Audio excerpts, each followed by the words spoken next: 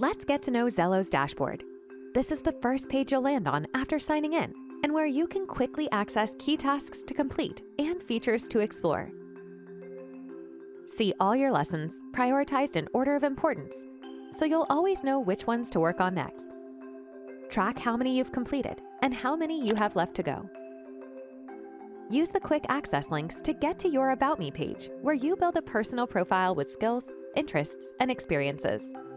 Or click to get started on a Xello assignment like Matchmaker or Personality Styles.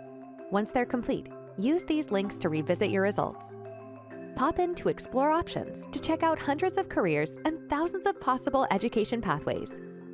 Or envision your future in goals and plans. Take the work you're doing in Xello, plus videos, images, and websites you've gathered, and add them to your own portfolio.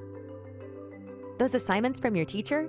They're here too, with at-a-glance info like who assigned it and when it's due. This is also where you can check out any helpful links and resources they've posted.